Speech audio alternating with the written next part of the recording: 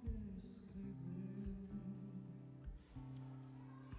como explicar o amor que vai de leste a oeste e nunca mais vai terminar. Tu me conheces bem e sabes quem eu sou.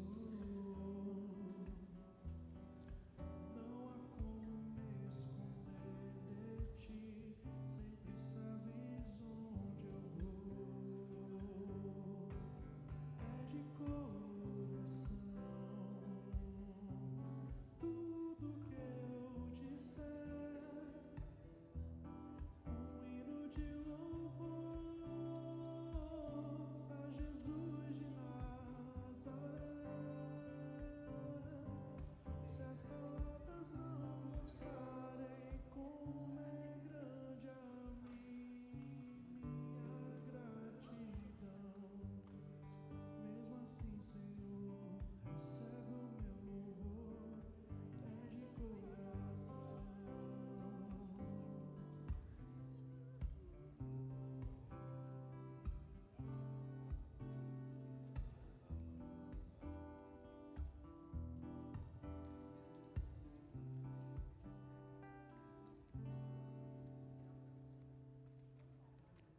Boa noite, graças e paz. Abram suas Bíblias no Salmo 111. O Salmo fala das obras maravilhosas de Deus.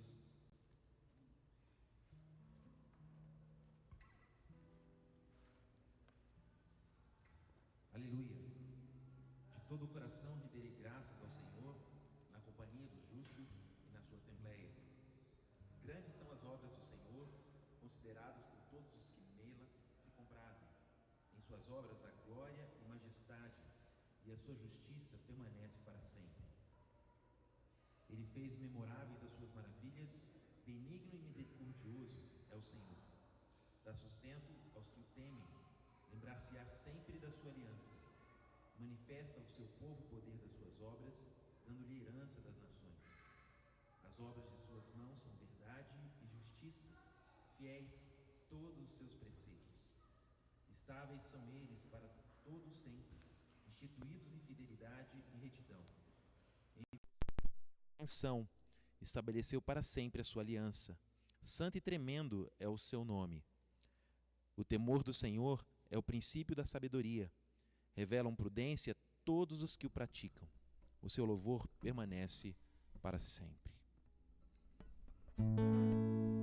Estáveis são eles, as suas obras, a sua verdade, a sua justiça, os seus preceitos, para todo sempre. Foram instituídos em fidelidade e retidão. Enviou ao seu povo a redenção. Baixe sua cabeça, agradeça ao Senhor pelos preceitos dele, que são retos, instituídos para sempre. Confesse seus pecados, a sua relutância em obedecer ao Senhor e em seguir os seus princípios.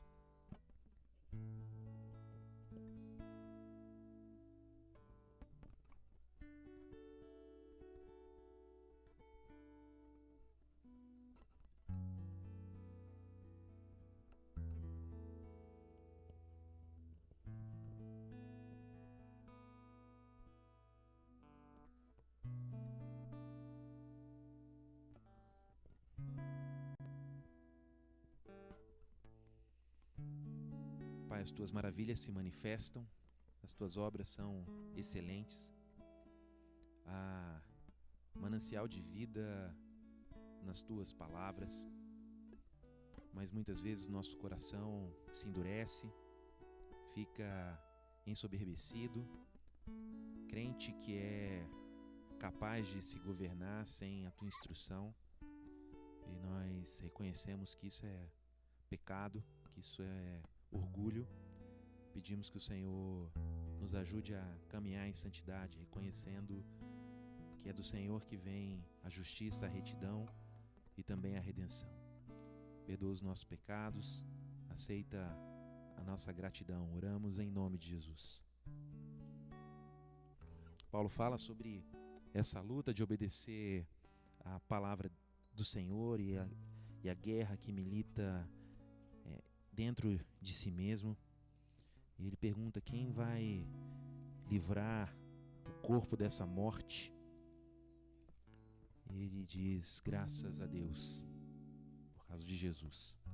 Vamos louvar o Senhor Jesus, que nos livrou do nosso pecado, pagou o preço para nos justificar, nos redimir, nos dar adoção como filhos. Vamos louvá-lo. Vamos colocar de pé e louvar o Senhor. Bom é o Senhor, grandes são suas maravilhas, Ele é grande. Então vamos exaltar o nosso Deus, que é grande, que é digno de louvor, toda honra e toda glória.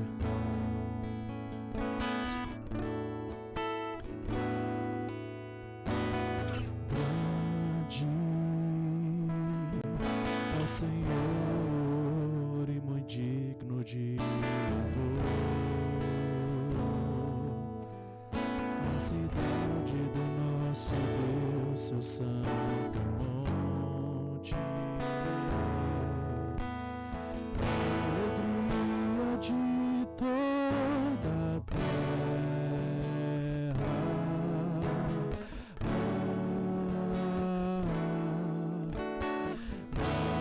Grande é o Senhor em quem nós temos a vitória, que nos ajuda contra o inimigo. Por isso diante Deus clamo,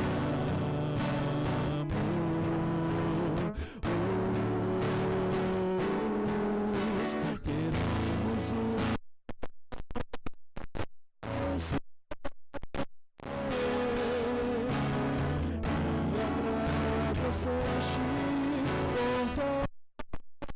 nossas vidas, confiamos em teu infinito amor, pois só tu és o Deus eterno, terra e céu.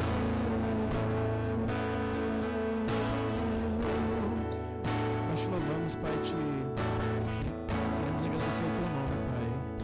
Tu és digno de todo louvor, toda honra, toda glória, Pai. Te peço que o Senhor receba nosso louvor, Pai. Nós queremos te glorificar humildemente, Senhor. Nós queremos te adorar, Senhor, pelo que tu és, não pelo aquilo que tu nos dá, Senhor, pelas suas bênçãos, somente por isso, Pai. Mas pelo que tu és soberano, tu és majestoso, Senhor, tu és glorioso. Receba nosso louvor, Pai. Grande.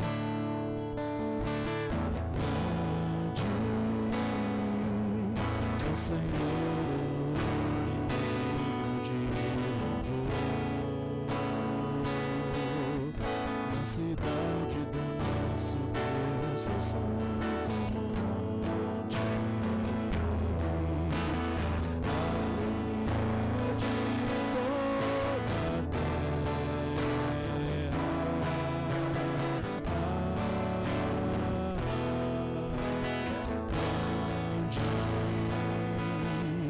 O Senhor em quem nós temos a vitória, que nos ajuda contra o inimigo. Por isso diante dele nos prostramos,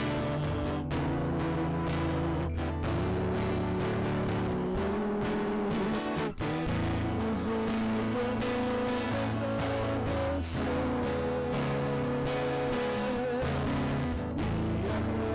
agradecer-te por todo em nossas vidas, confiamos em teu infinito amor, teu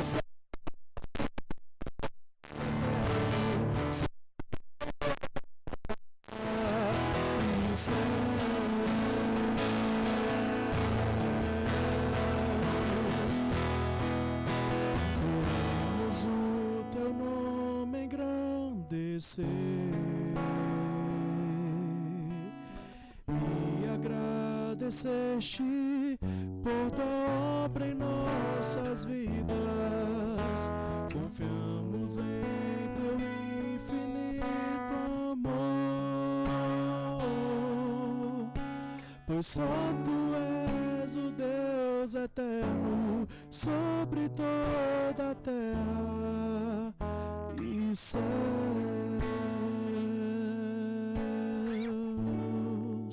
Amém, Pai. Louvado seja o teu santo nome, Pai. Amém. É muito bom poder louvar o Senhor, que é bom, que apesar dos pesares e apesar das aflições que nós passamos, Ele continua sendo bom, Ele continua nos amando. E a maior prova disso é o Filho dele, é Cristo Jesus, entregar seu único Filho para nos salvar, para nos redimir, nos purificar de todo pecado. Então vamos cantar essa música, que Ele continua sendo bom, que Ele continua sendo Deus.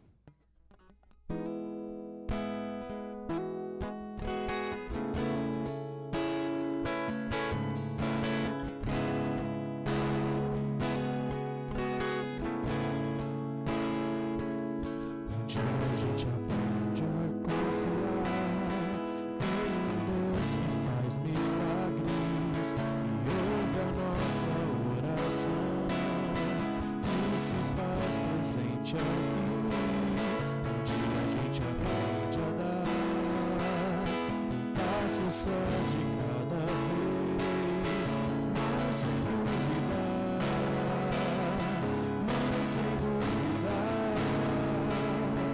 que Ele continua sendo bom, que Ele continua sendo bom, que Ele continua.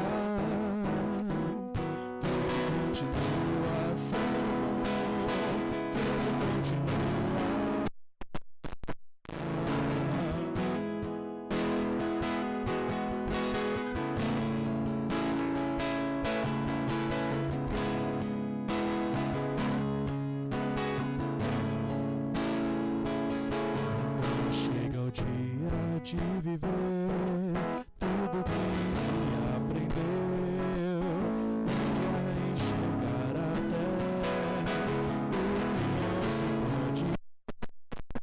Chega o dia de entender, até ouvir o não de Deus.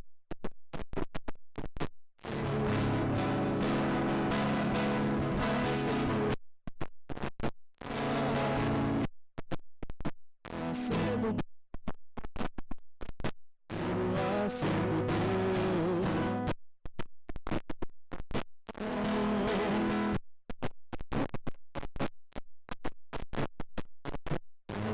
sendo bom, Ele continua,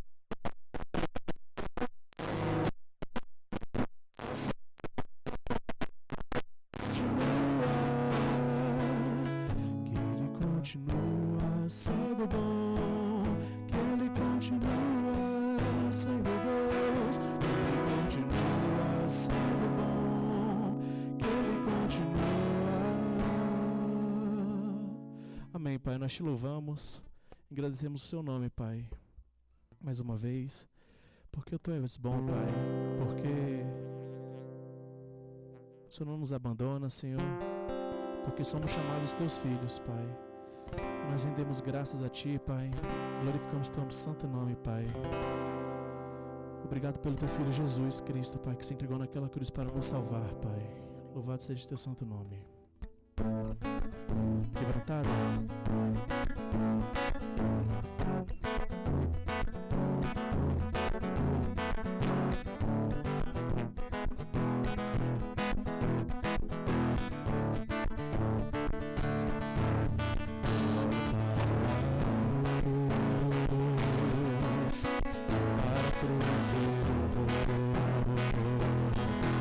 Sofrer participar.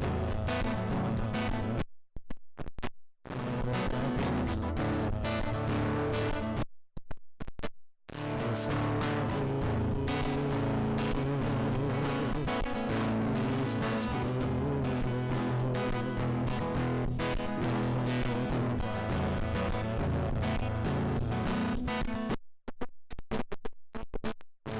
pela cruz.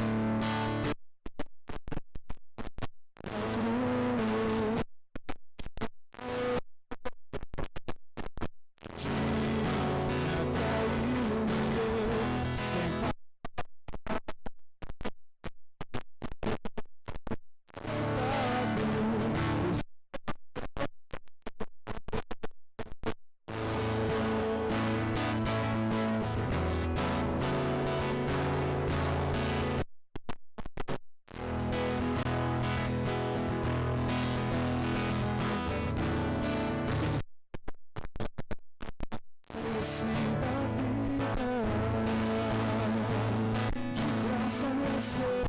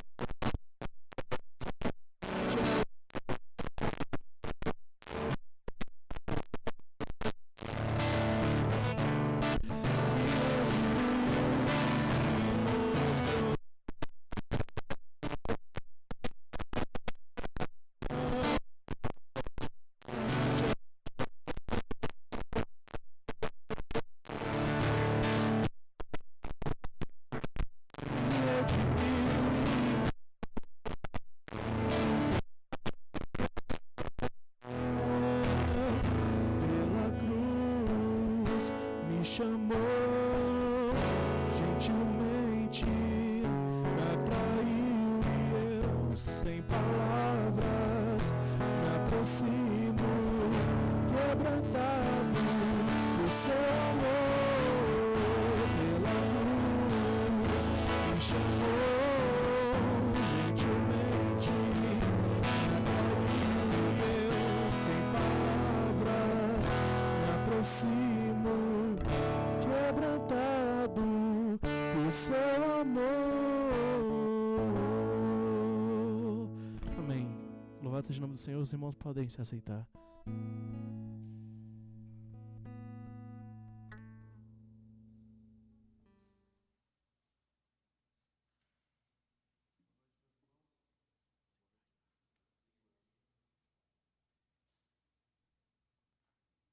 Foi? É ao vivo, né, meus irmãos? Vamos cear ao Senhor. Se você é batizado e faz parte de alguma igreja evangélica, por gentileza, se coloque de pé para a gente cear ao Senhor.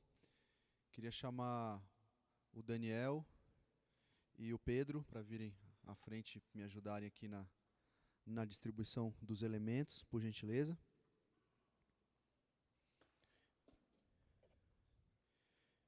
Primeiro Coríntios 11, versículo 23, Paulo diz assim: porque eu recebi do Senhor o que também lhes entreguei.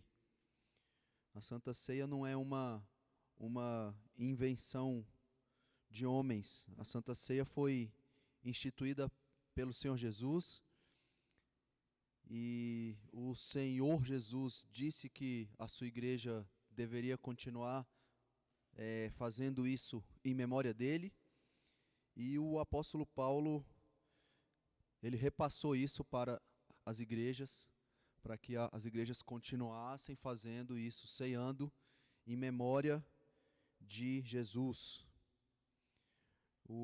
Tem um teólogo que diz que a igreja primitiva colocou o batismo como a marca daquele que está entrando na comunidade, aquele que está professando a sua fé através do batismo publicamente, e através do batismo ele entra na comunidade dos santos.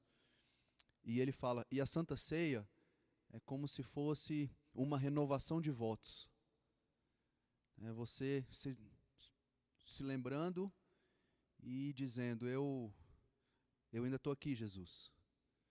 Eu lembro do que o Senhor fez por mim, eu lembro do seu perdão, eu lembro da cruz, eu lembro do seu corpo, eu lembro da sua vida, e eu estou aqui, estou aqui de novo, dizendo que eu sou o teu, e agradecendo porque o Senhor é meu. É com esse espírito que eu queria que a gente encarasse essa ceia, renovação de votos, dizendo que você pertence a Deus e que Deus é o teu Pai, que você é filho dele, e lembrando tudo aquilo que Jesus fez por nós. Pode distribuir. Fique de pé em espírito de oração.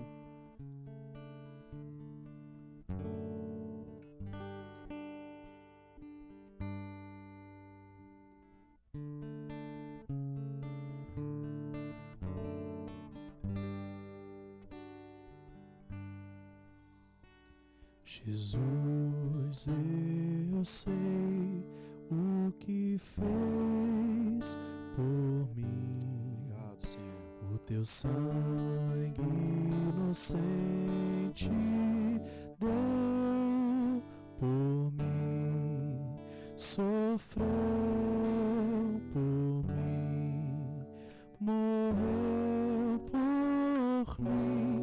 Não, eu nunca vou me esquecer.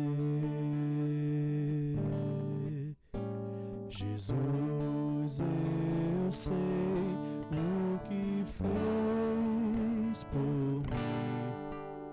Seu sangue inocente deu por mim, sofreu por mim, morreu por mim. Não, eu nunca vou me esquecer. Não foi em vão, Jesus o que fez. Hoje sou teu,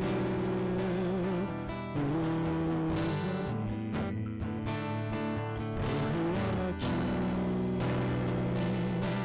meu existir, meu Salvador, eis-me aqui, meu Salvador, eis-me aqui, meu Salvador, eis-me aqui.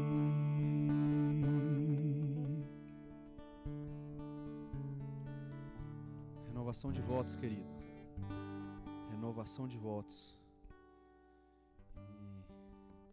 E não importa o que a gente está passando, olhe para trás, veja tudo aquilo que Deus planejou e que Jesus fez no seu lugar, e tudo aquilo que nós ainda temos que viver por Ele e para Ele. Vamos pegar o pão. Queria pedir para o Pedro orar. Senhor Deus, Pai amado, nós louvamos ao Senhor, porque vemos através deste pão a carne de Jesus que foi sacrificada na cruz, Pai. O corpo de Cristo que foi moído em nosso lugar, Pai. Louvamos porque isso mostra a Tua bondade, Senhor Deus, o Teu amor para conosco, Pai. Que possamos nos lembrar, Senhor Deus, das dores que Jesus sentiu e que isso possa nos fazer, nos constranger, Pai, a amar mais ao Senhor, a amar mais a Cristo, Pai, e viver para a Tua glória. Isso que nós te pedimos no nome do Cristo Jesus, Pai, que morreu por nós. Amém. Por isso, porque eu recebi do Senhor o que também lhes entreguei, que o Senhor Jesus, na noite em que foi traído, pegou um pão e, tendo dado graças, o partiu e disse: isto é o meu corpo, que é dado por vocês. Façam isso em memória de mim. Comei dele todos.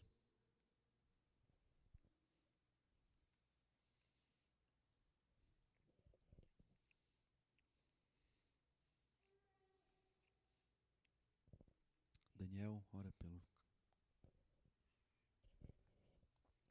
Senhor Deus e Pai, nós te louvamos pela oportunidade, ó Deus, que nós temos de relembrar o que o Senhor fez por nós, o sacrifício do Senhor por nós. Obrigado, Pai, porque o Senhor permite que a gente se reconcilie com você, que a gente renove os nossos votos. Obrigado, Pai, porque o Senhor sofreu por nós para que nós tenhamos a vida eterna, ó Pai, e o seu corpo representa e simboliza isso, e nós relembramos isso nessa noite, com muito temor, com muita humildade, ó Deus, nós reconhecemos e somos gratos a Ti, ó Deus, porque o Senhor morreu na cruz por nós, porque o castigo que te trouxe a paz, ó Deus, estava sobre você, Senhor. Obrigado, Pai. Em nome de Jesus, amém.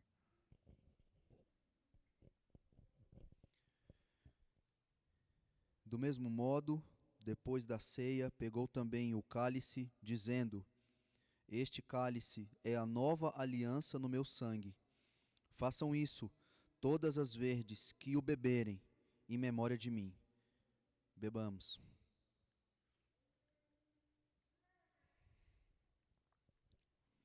Pai, obrigado pelo privilégio que nós temos de, mediante o sangue do Teu Filho, podermos Te chamar de Pai. Obrigado porque fomos feitos Teus filhos. Obrigado porque Jesus instituiu a ceia para que a gente sempre tivesse na nossa memória o plano trinitário que aconteceu para que nós pudéssemos ser comprados e resgatados do nosso pecado. E nessa noite, Senhor, ceando em memória do Teu Filho, nós renovamos os nossos votos. Dizemos, como comunidade, como igreja local, que Te amamos, que queremos viver tudo aquilo que o Senhor tem para a gente. Perdoa as nossas falhas, perdoa os nossos pecados e em nenhum momento nos deixe desistirmos de vivermos aquilo que o Senhor tem para a gente, em todos os aspectos da nossa vida. Nunca nos deixe esquecer que o Senhor nos ama e a forma com que o Senhor provou esse amor foi enviando o Teu Filho para morrer naquela cruz e verter aquele sangue no nosso lugar. Louvado seja o Teu nome, Pai. Assim que nós oramos, gratos ao Senhor, no nome de Jesus, amém. Podem sentar.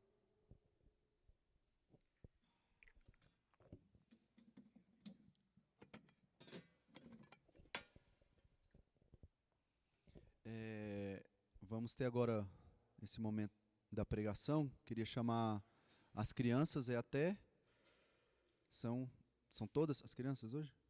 As crianças à frente, os professores, o pastor Davi também que vai trazer a palavra para os adultos. Podem vir, as crianças.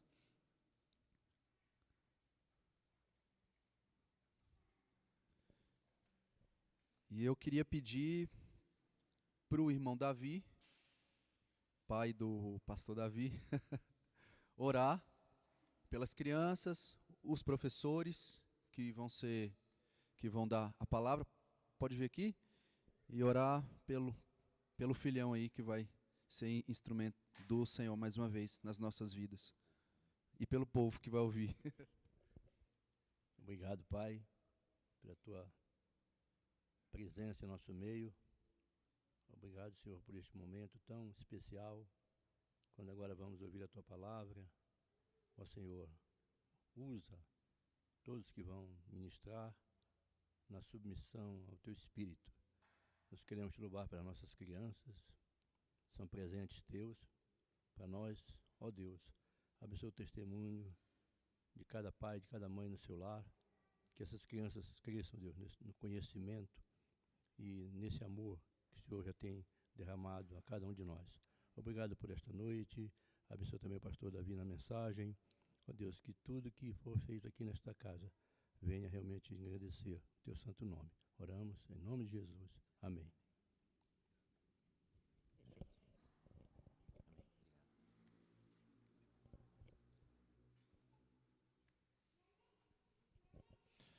Então Então, graça e paz. Abram suas Bíblias em 1 Coríntios capítulo 10.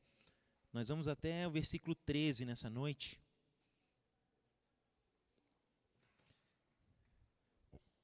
Eu não sei qual é a sua leitura. Você acha que a gente é uma igreja abençoada? Perguntei isso para algumas pessoas essa semana, né? E eu usei a seguinte expressão: você acha que a igreja está em pé ou caiu? Né? Você acha que a igreja está de pé? E geralmente quando faço perguntas, as pessoas ficam assim: o que o pastor está querendo, né? E aí eu falei: não, gente, sem pensar muito. Você acha que está de pé ou você acha que está caindo? Então eu vou tomar a liberdade de fazer essa pergunta assim para vocês, né? Pode fazer, tá bom ou tá caindo? Vamos lá? Seu voto. A igreja está indo bem? O que você acha? Essa aqui. Essa aqui. De modo geral é outra pergunta, né? Mas essa aqui, está indo bem? Essa sensação é a mesma que eu tenho, né? Parece que é questão de tempo da gente ver isso aqui cheio, de ver pessoas sendo transformadas, de ver os nossos filhos e as pessoas que estão chegando aqui se convertendo e sendo batizados e vivendo a alegria da transformação pelo Evangelho. Há uma expectativa não só em mim, na liderança, mas há também uma expectativa, eu sei que nos irmãos que isso aconteça, há uma expectativa denominacional que isso aconteça, né, nas nossas igrejas mães, e a gente corre o risco de ficar encantado com as perspectivas, né? Depois eu vou mandar lá no grupo da igreja, eu recebi a planta idealizada do auditório que eles vão construir aqui, né, que a gente tem a promessa que vai poder usar, né? Então, assim, Deus tem abençoado a gente com uma estrutura física e também com uma igreja que já vem com uma liderança boa, consolidada, e Deus tem cuidado da gente. O versículo 12 é o tema que linka essa passagem, essa perícope aqui. Aquele, pois, que pensa estar em pé, aquele que pensa estar em pé, veja que não caia. Qualquer pessoa que tem um desejo sincero de servir ao Senhor, teme ao ler esse versículo. Qualquer pessoa que tem o Espírito Santo dentro de si e que conhece a sua própria pecaminosidade, ao ler esse texto, ele é levado a refletir: eu penso que estou em pé? Então, vem o alerta, cuidado para que você não caia. E é bom pregar esse sermão depois da ceia, porque a gente já sabe o final da história, a gente já sabe que Jesus morreu por nós, a gente já sabe da obra dele perfeita que é entregue a nós, e que não importa aquele que corre, mas importa Deus efetuar na gente o querer dele, essa convicção de que Deus vai operar em nós não só o querer, mas também o efetuar. Isso nos dá esperança. Agora, essa sensação de começar bem, ela é perigosa. Essa sensação de uma vez salvo para sempre, ela é perigosa. Essa sensação de que todos os meus pecados do presente, do passado e do futuro foram efetivamente, foram mesmo perdoados em Cristo, na cruz, naquilo que a gente comemorou agora na ceia, isso pode nos levar a uma falta de vigilância, a uma falta de paixão, que pode trazer vergonha para o Evangelho. Nós podemos ser envolvidos num espírito de letargia, de torpor, de sono espiritual que pode cobrar da gente uma fatura muito cara. Então vamos ler o nosso texto.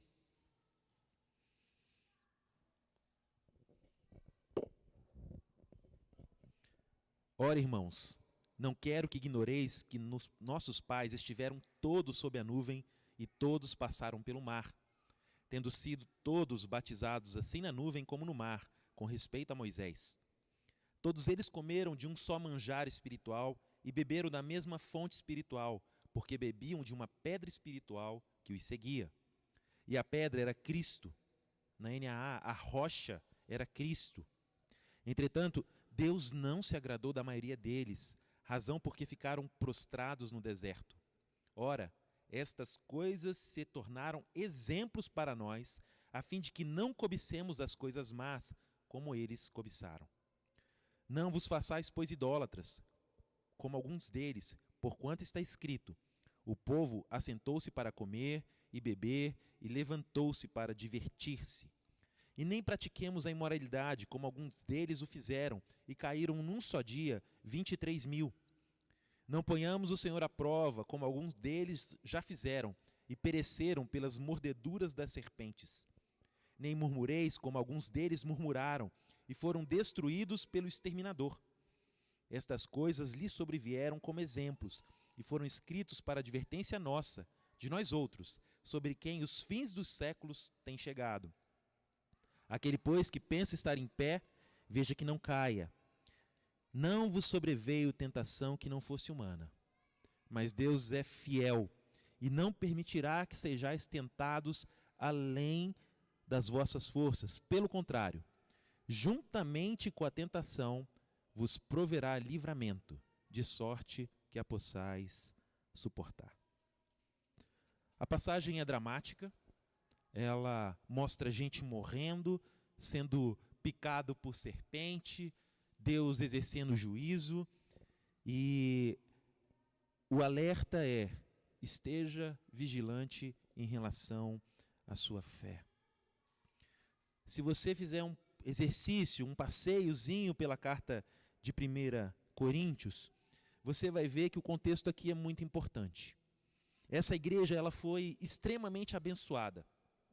Extremamente abençoada. Se você voltar lá para o capítulo 1, primeiro capítulo, diz assim no versículo 4, Paulo orando: sempre dou graças a meu Deus a vosso respeito, a propósito da sua graça, que vos foi dada em Cristo Jesus, porque em tudo fostes enriquecidos nele, em toda palavra e em todo o conhecimento. Paulo tinha muito a agradecer por aquela igreja, pelo que Deus tinha feito ali no meio daquele povo tão idólatra, tão perdido. A gente já falou muito sobre as características de Corinto, como aquela cidade era pervertida.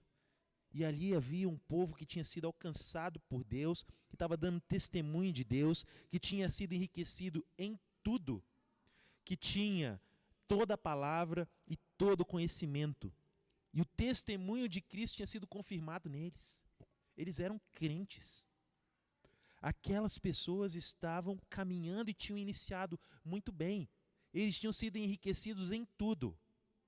Quem se achega a Cristo e recebe Cristo é enriquecido em tudo, nada falta. Nada falta.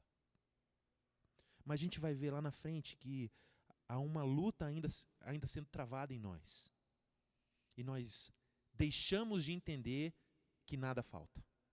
Eles foram enriquecidos em tudo. Versículo 9 do capítulo 1. Fiel é Deus, pelo qual fostes chamados à comunhão de seu Filho Jesus Cristo, o nosso Senhor. Eles foram abençoados com a comunhão com o Filho. Jesus caminhava entre eles. Eles foram muito abençoados. O versículo 30 desse mesmo capítulo diz: mas vós sois dele em Cristo Jesus.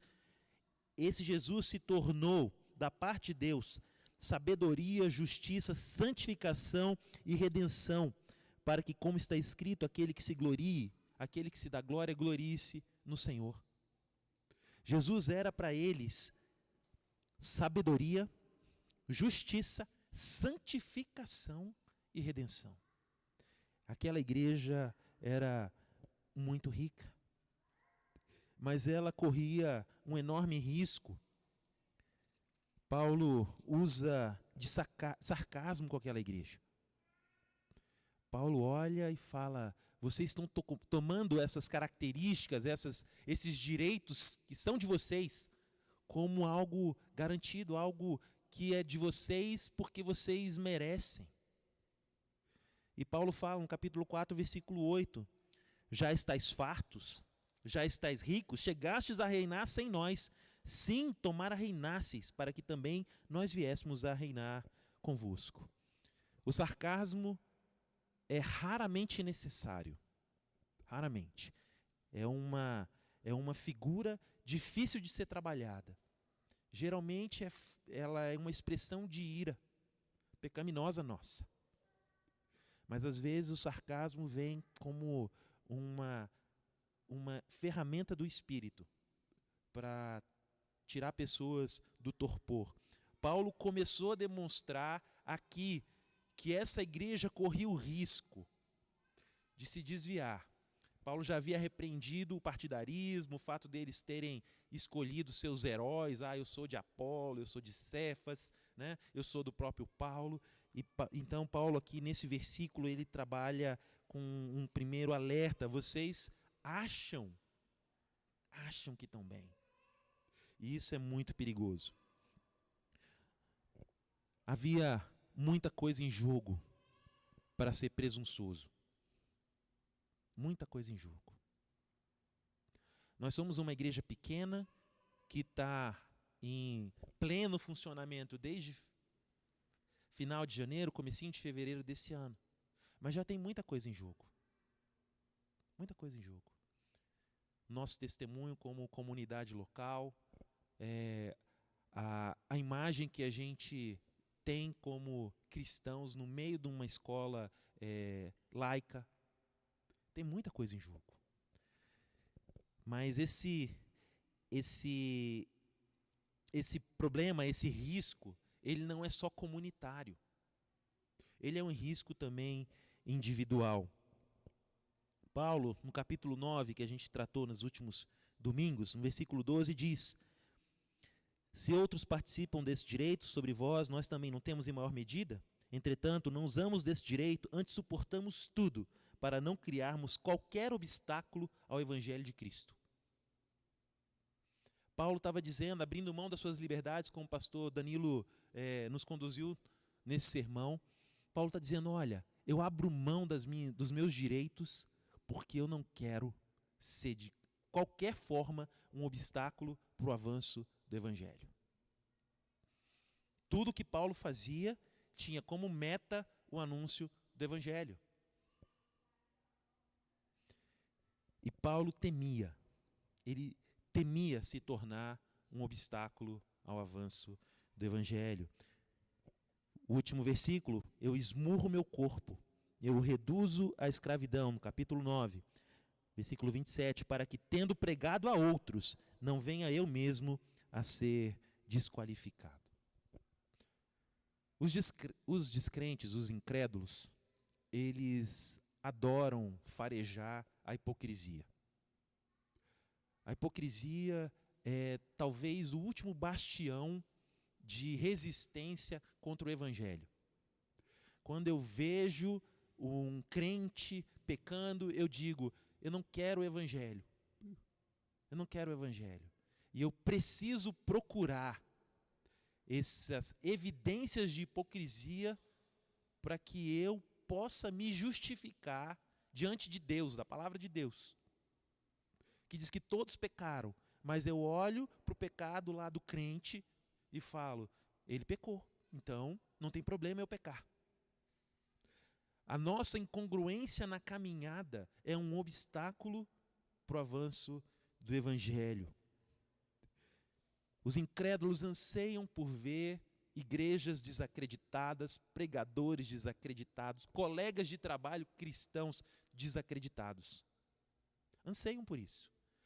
Basta ver a quantidade de compartilhamento que tem de uma notícia de um pastor que por algum acaso escorregou, pisou no tomate e envergonhou o Evangelho. Há muito em jogo aqui, há muito em jogo. A gente pode se julgar privilegiados, uma plantação de igreja Nutella, que o único trabalho é carregar a cadeira e guardar algumas coisas, né?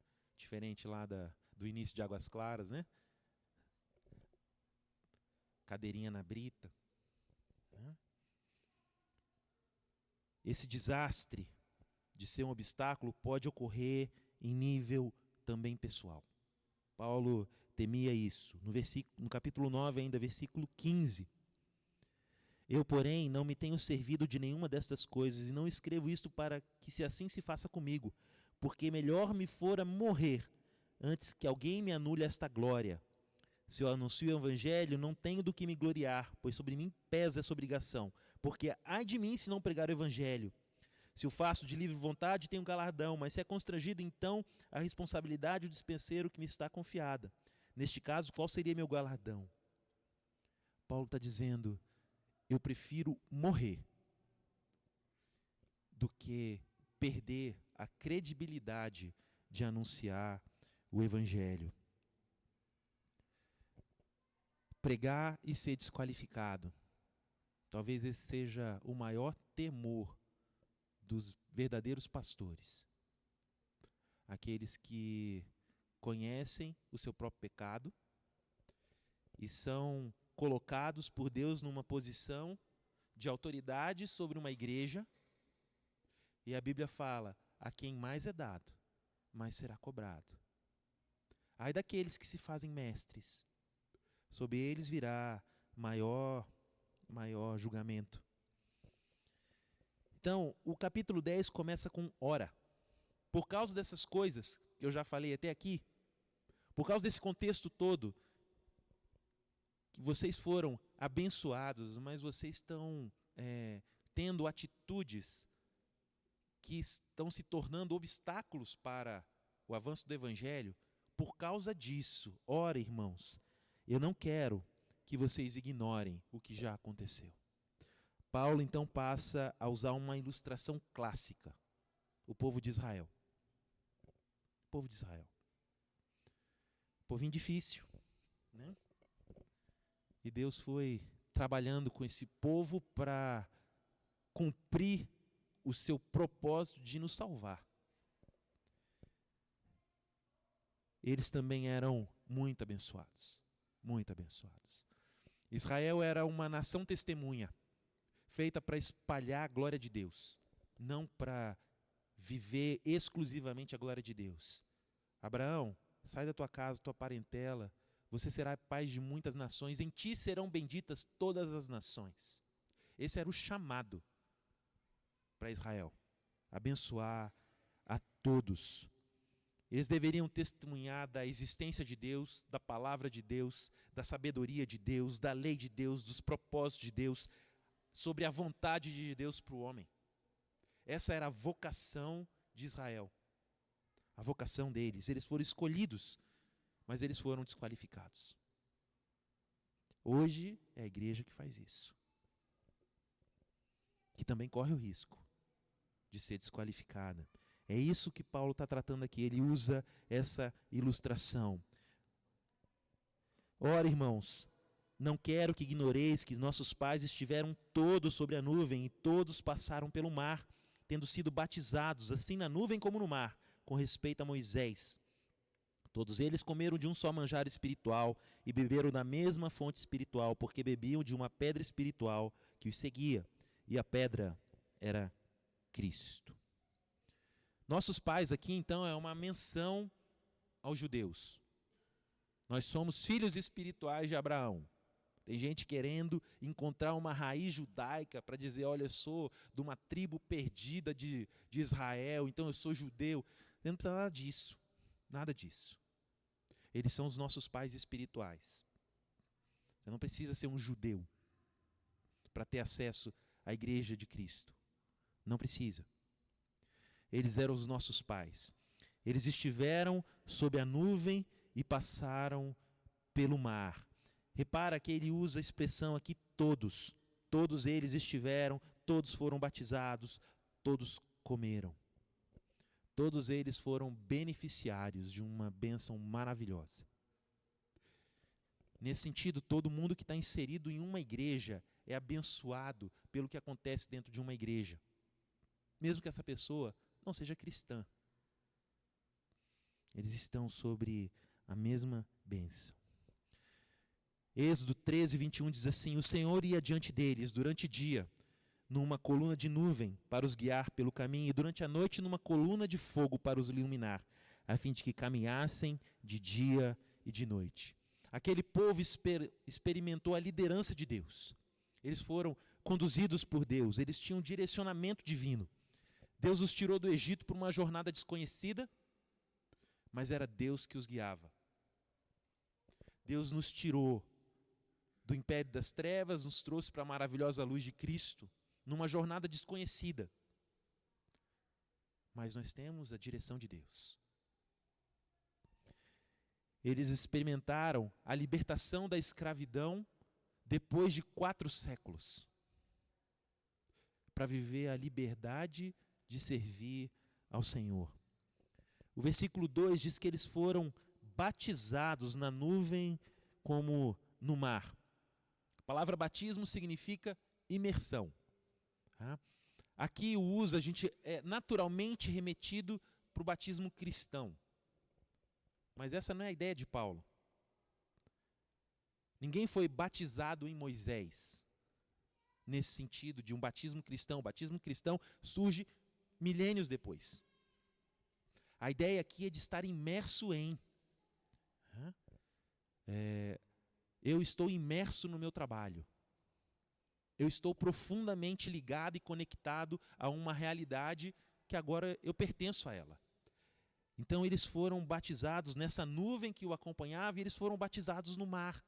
Eles passaram a seco o Mar Vermelho. E no seu encalço, Deus puniu o Egito. Faraó e seus exércitos sucumbiram, submersos. E eles passaram livres. Eles estavam batizados em Moisés, no sentido de que eles estavam agora sob a liderança de Moisés, que recebeu a orientação divina, as próprias leis, no Monte Sinai. Eles se tornaram uma comunidade de fé, sob a direção de Deus, sob a liderança constituída por Deus. Sim, eles foram libertados e guiados de forma sobrenatural. E eles comeram e beberam de uma mesma comida espiritual. Eles comeram do maná, eles beberam da água que saiu da rocha, eles beberam da água amargosa que se tornou água pura. Mas isso também remete a um alimento não apenas físico, mas também um alimento espiritual. E o texto fala que eles eram nutridos por uma rocha espiritual que os seguia. Além de ser uma comunidade que tinha sido liberta da escravidão, que agora tinha uma liderança espiritual, que tinha um propósito, que tinha uma missão de testemunhar para o mundo inteiro, eles eram acompanhados de dia e de noite, no texto aqui, por uma rocha espiritual, por uma pedra espiritual. E Paulo diz que essa pedra, essa rocha, é o próprio Cristo. O próprio Cristo. Talvez eles não soubessem disso. As aparições do anjo do Senhor, que nós entendemos que é o próprio Cristo, teofanias de Cristo, Cristo se apresentando, ela é aqui apontada por Paulo. A rocha espiritual os seguia. Seus inimigos que os perseguiam não os alcançavam, eles estavam protegidos por Cristo. O Messias estava com eles e eles sabiam da presença de Deus com eles. Eles sabiam. Em Êxodo 17:7 eles tentaram o Senhor dizendo: não está o Senhor entre nós? Deus não está no nosso meio? Por que a gente está passando esse perrengue? Eles sabiam que Deus caminhava com eles. Talvez eles não soubessem que era o nosso Salvador Jesus Cristo. Mas eles sabiam e tentaram o Senhor. Não há um paralelo muito claro com a igreja? Quem somos? nós somos orientados e dirigidos pela palavra de Deus, pelo Espírito Santo de Deus. Nós fomos libertos da escravidão do pecado para a salvação. Assim como os coríntios, nós recebemos justiça, conhecimento, santificação e redenção. Nós nos alimentamos do mesmo pão, a ceia, e também do pão que desce do céu, que é o Filho, da sua palavra. Nós nos alimentamos disso. Nós experimentamos da água viva que mata a sede, a mesma água, o mesmo Cristo. Apocalipse fala que Cristo caminha no meio das igrejas, entre os candelabros, entre as igrejas. Cristo caminha entre nós, a rocha espiritual que os seguia. Mas com todos esses privilégios, versículo 5 diz: Entretanto, Deus não se agradou da maioria deles, razão porque ficaram prostrados no deserto. Nós sabemos que apenas 2 homens, com mais de 40 anos, que saíram do Egito, chegaram na Terra Prometida, Josué e Calebe. Todos os outros adultos tombaram no deserto. A maioria deles, a grande maioria deles, tombou talvez por morte natural.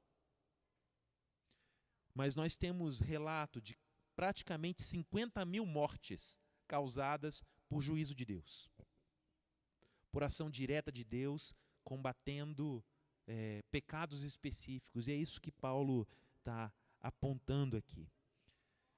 Esses corpos enterrados no deserto são uma ilustração do versículo final do capítulo 9, que fala: tendo pregado a outros, não venha eu mesmo a ser desqualificado.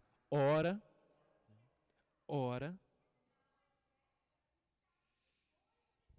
aqueles homens, aqueles judeus, eles foram desqualificados para entrar na Terra Prometida. O próprio Moisés, num certo sentido, foi desqualificado do privilégio de entrar na Terra Prometida por causa do seu pecado.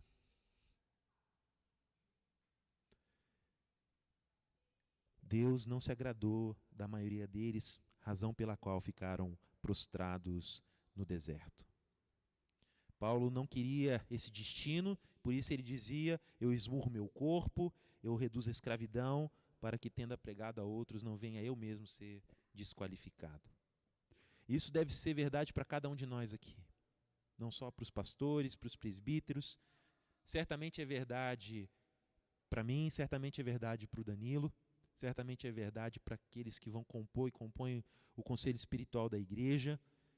Mas esse é um chamado para todo cristão. Todo cristão é chamado a ser testemunha. Assim como o povo de Israel foi testemunha, chamado para ser testemunha, cada cristão é chamado a testemunhar. Não há recesso nisso. Não há isenção, não há dispensa do serviço militar.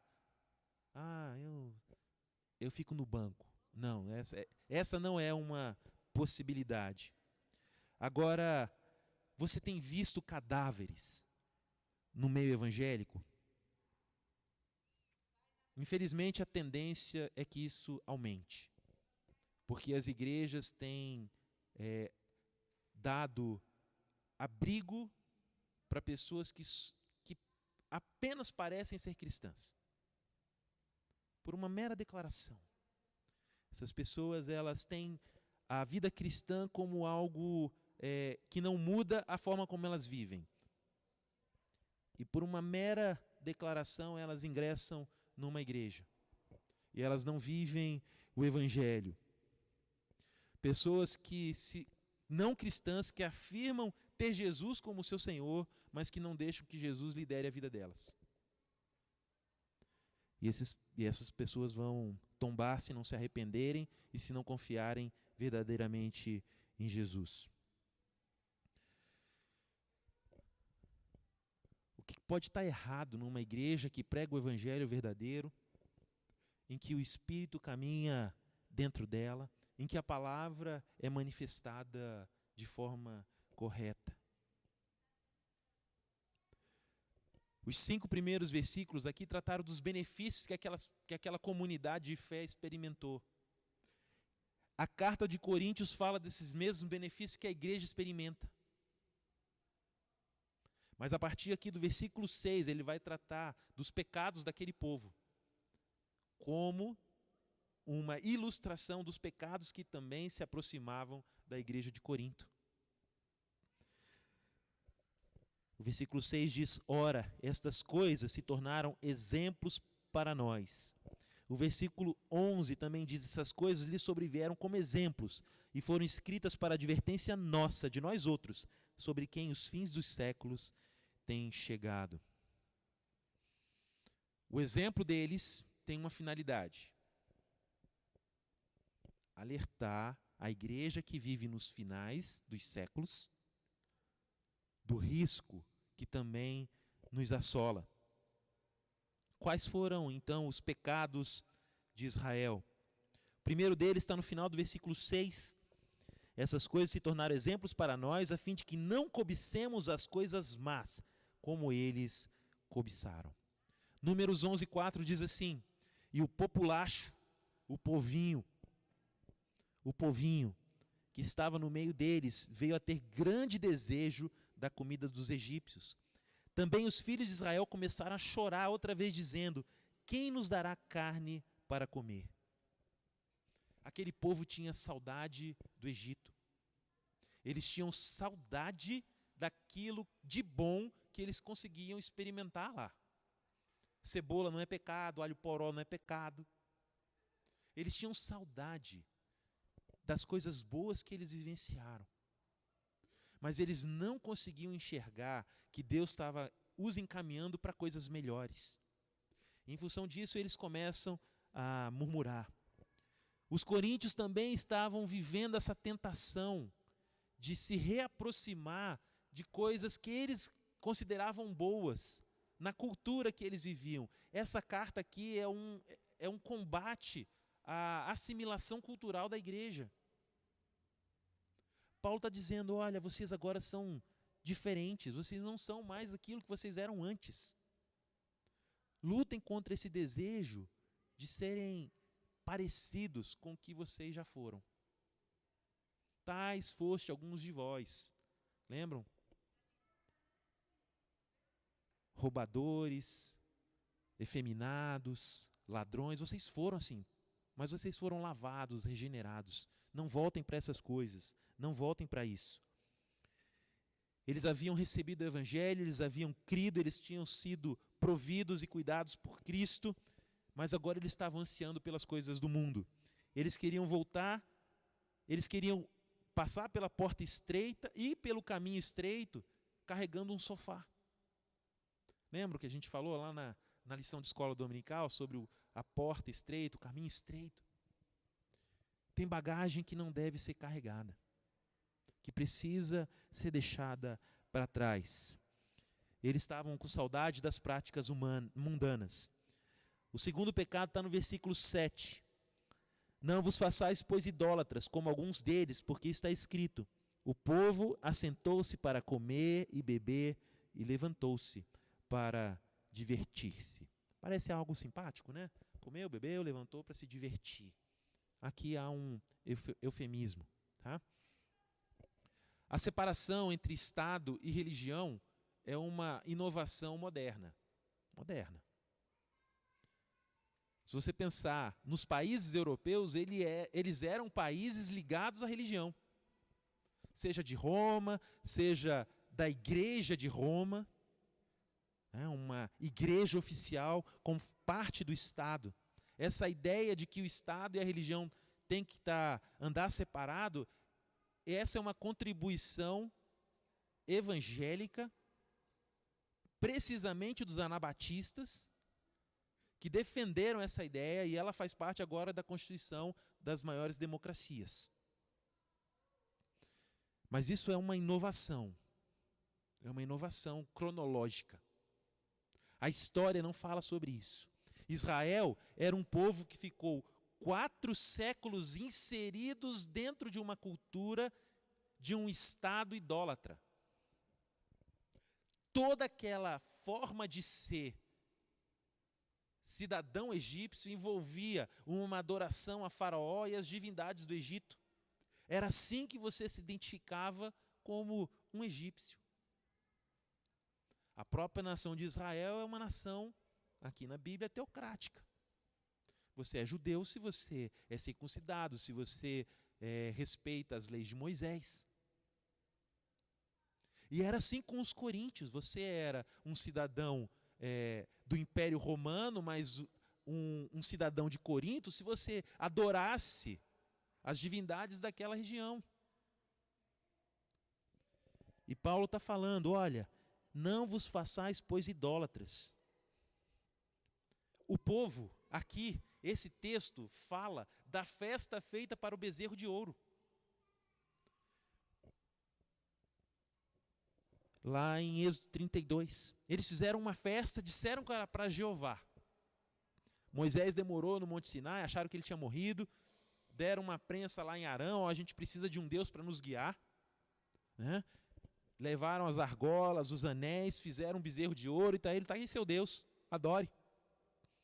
E eles adoraram.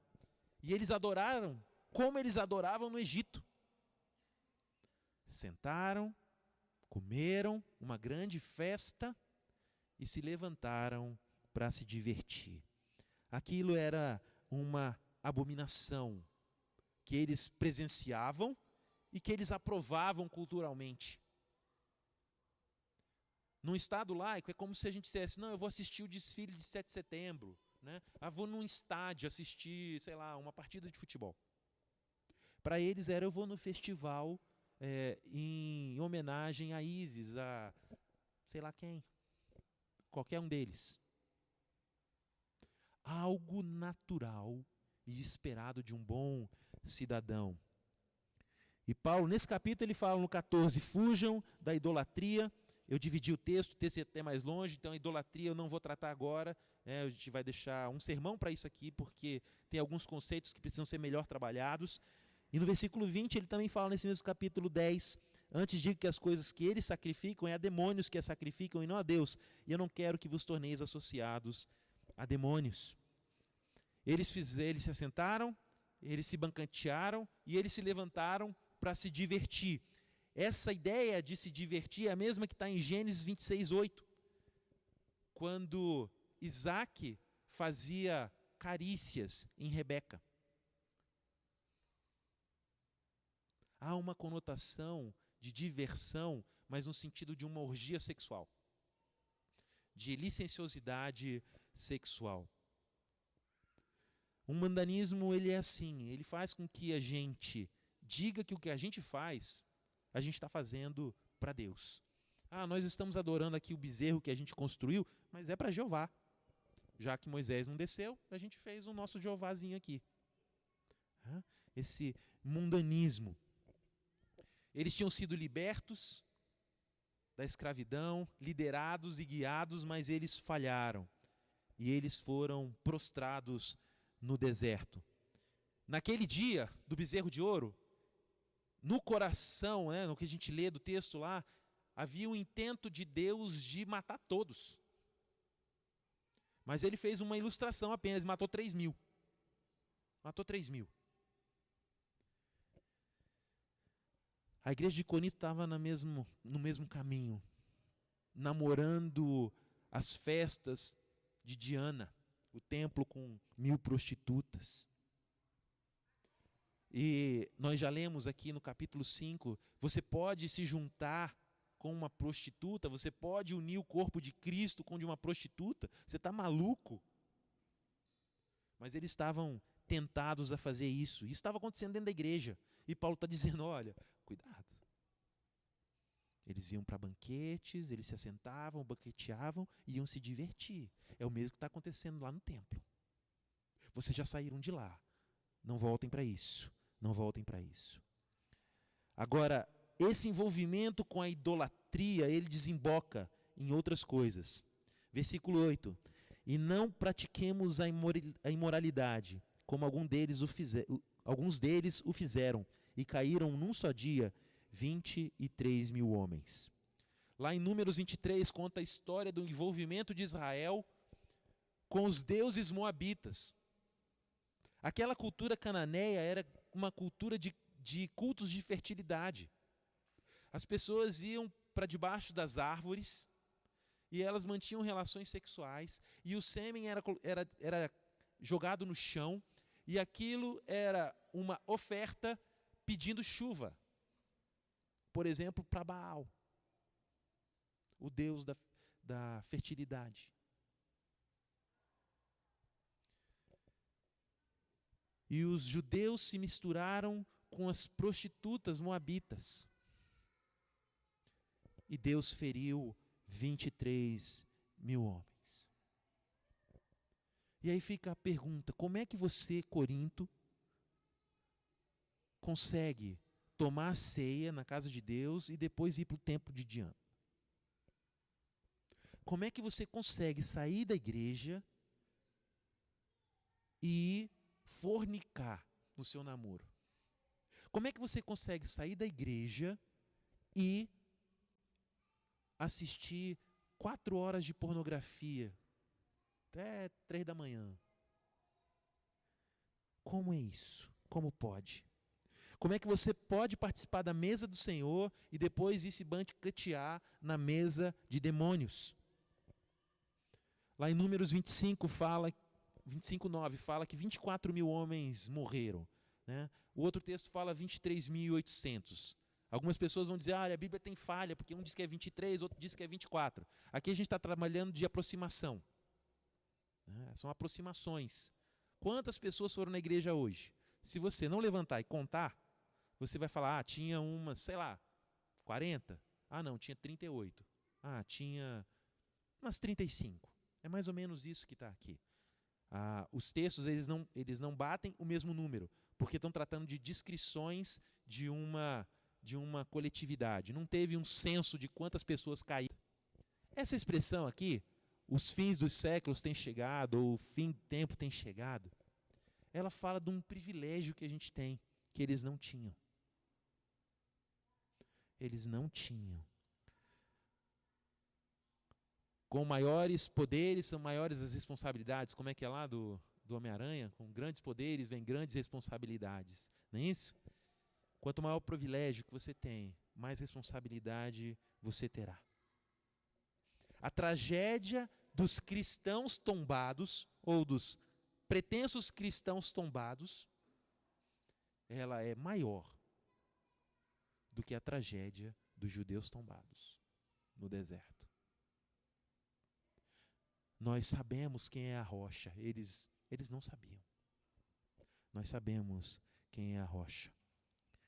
Vê alguém em posição de autoridade espiritual sobre a igreja, de liderança sobre a igreja, defendendo a causa do evangelho, proclamando o evangelho, guiando as pessoas. Vê um homem desse tombar. É uma tragédia, é muito triste. Mas isso vale do púlpito ao banco. Todos nós. Nós carregamos a liberdade do evangelho, mas carregamos também o peso de não sermos obstáculo ao avanço do evangelho.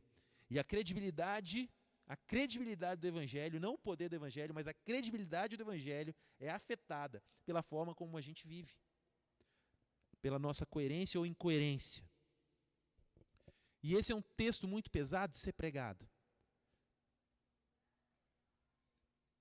Mas é muito bom que ele termine no versículo 13. Diz assim a palavra do Senhor: não sobreveio a vocês nenhuma tentação que não fosse humana. Não vos sobreveio tentação que não fosse humana. Você nunca será tentado de forma sobre-humana, além do que você pode suportar. Não é o diabo que nos faz pecar. Nós somos culpados e réus do inferno por nossa própria condição, pela nossa própria cobiça. O diabo, ele pode orquestrar um esquema ímpio, pode operar nas forças espirituais, ele influencia uma sociedade anticristã, Mas ele não tem poder para bolar um plano que não tenha possibilidade de que um cristão seja aprovado. Não há um teste que um cristão não possa ser aprovado. Culpar o diabo, então, é algo ridículo. Maior que está em nós do que o que está no mundo. Ah, pastor, foi coisa do capeta. Não, vem com essa não. Vem com essa não. Nossa humanidade é vulnerável, nós somos caídos, mas aquele que foi liberto da escravidão do pecado, ele tem o poder de não pecar, porque o Espírito Santo habita nele. Mas Deus, nós somos caídos, mas o texto segue, mas Deus é o quê? Mas Deus é o quê? Deus é fiel. Deus é fiel. Deus não permitirá que você seja tentado além do que pode suportar. Pelo contrário, juntamente com a tentação, proverá livramento para que vocês a possam suportar. As forças infernais, elas não podem prender um cristão na sua caminhada de santificação. Não podem. E além disso, Deus vai dar para você alternativa para você escapar de pecar. A questão é se você quer ouvir. A questão é se você quer ouvir. Você quer pecar, você está indo pecar, e a sua mãe chama você, filho, vem cá. Escute. Obedeça. Aproveite. Aproveite os livramentos. Em relação à imoralidade, a ordem é fugir. Fuja. Largue a capa como José largou. Mesmo que você vai ser prejudicado, fuja. Há possibilidade de não pecar, não há teste que seja feito para que você necessariamente fracasse. Não existe, não existe. Não podemos culpar o mundo, não podemos culpar o diabo pelos nossos pecados. E acima de tudo, a gente não pode culpar Deus. Deus a ninguém tenta. Ah, foi a mulher que tu me destes. Começou cedo essa historinha. O pecado, ele é concebido no nosso coração. Então Paulo escreve, fala para a gente mortificar os feitos da carne pelo Espírito. Há provisão na ação de Deus em nosso favor para que a gente possa vencer o pecado. Se você acha que você pode vencer um pecado pela sua própria força, então você está trocando de pecado. Né? A doutora Elisa está aqui, lá no Pare de Fumar. Né? Parece que 1% das pessoas que querem parar de fumar conseguem parar sem nenhum tipo de apoio. 1%. Então, supondo que essa pessoa tenha uma adição, ela é viciada, mas ela conseguiu sair disso. E ela bate no peito e fala assim, é porque eu quis. Eu dei conta. Ela está trocando um vício pela raiz, que é o orgulho. Espiritualmente ela não melhorou nada, o pulmão pode melhorar. Mas a condição espiritual dela não melhorou. Porque não foi feito pelo Espírito. Foi feito pela sua própria força. E isso a valida de alguma forma. Isso não muda nada na condição espiritual dela. Então, com isso em mente, a gente é desafiado nesse texto aqui a nos dedicar às práticas espirituais, da leitura bíblica, da oração, da dependência do Espírito, da humildade. Se você pensa que é alguma coisa, cuidado, você já começou a cair. Já começou a cair. Deus sempre nos ajuda e sempre nos livra. E não podemos culpar ninguém, além de nós mesmos. Então, que a vida de cada um de nós aqui seja um testemunho, uma luz em cima do monte, um sal com sabor. Não um sal que serve para ser jogado fora e ser pisado pelos homens. Não uma luz que fica escondida. Deus tem grandes coisas para a gente aqui, eu não tenho dúvida disso. A forma como Ele tem agido no nosso meio, não tenho dúvida disso. como Ele tem nos conduzido. Não tenho dúvida disso. Mas eu não tenho dúvida também que se a gente achar que isso acontece por causa de nós, estamos em pé por causa de nós, que a nossa queda será grande e vergonhosa. É necessário reconhecer que a gente é alvo do privilégio que obtivemos de Deus no passado, alvos do privilégio de Deus no presente, alvos do privilégio que Deus nos dá e já está assegurado para o futuro,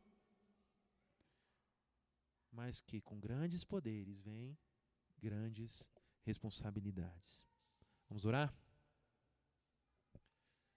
Pai, estamos diante do Senhor e desejamos viver para honrar o Senhor nas nossas ações, nas nossas palavras. Nos ajuda primeiro a entender e a abraçar os privilégios que nós temos em Cristo. Obrigado porque em Ti somos feitos novas criaturas, filhos de Deus. Obrigado pela presença do Teu Espírito entre nós. Obrigado porque temos acesso à Tua palavra. Obrigado porque vivemos numa comunidade em que podemos ser confrontados uns pelos outros e também amparados uns pelos outros. Obrigado por esses privilégios maravilhosos que temos, de termos nossos filhos imersos nesse sentido de expostos à Tua palavra. Obrigado por esses privilégios, mas nos ajuda a não tê-los como algo garantido por causa de nós mesmos, e sim garantidos por causa da obra de Jesus. Nos dê força, na verdade, no Espírito, como igreja, para testemunharmos sobre Jesus com integridade, com a nossa vida, com a nossa caminhada coerente. Muitos que falavam sobre o Senhor não Te conheciam de verdade e estão prostrados no deserto da falta de fé, no deserto da incredulidade, no deserto de estar desacreditado. Por esses que tombaram na fé, nós oramos pedindo que o Senhor os restaure, que mesmo desqualificados pelo tempo que passaram brincando com a Tua palavra, que o Senhor complete neles a Tua caminhada, que o Senhor produza restauração na vida deles. E nos livra, Pai, de tombar nesse deserto. Nos dá a dependência do Senhor, nos dá a humildade, nos dá dependência do Teu Espírito, nos dá a submissão à Tua palavra, nos ajuda a mortificar as obras do corpo pelo Espírito para vivermos o fruto que o Teu Espírito pode produzir em nós. Obrigado, Pai, pela Tua bondade. Nos ajuda a sermos arautos do Evangelho e não obstáculos a ele. É assim que oramos e agradecemos em nome de Jesus. Amém? Vamos ficar em pé? Com o amor de Deus, as misericórdias maravilhosas e a graça de Jesus e também o consolo do Espírito Santo que produz em nós o querer e o efetuar.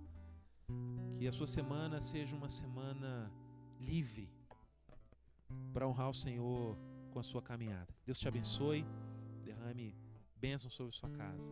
Boa semana. Amém. Vamos cantar.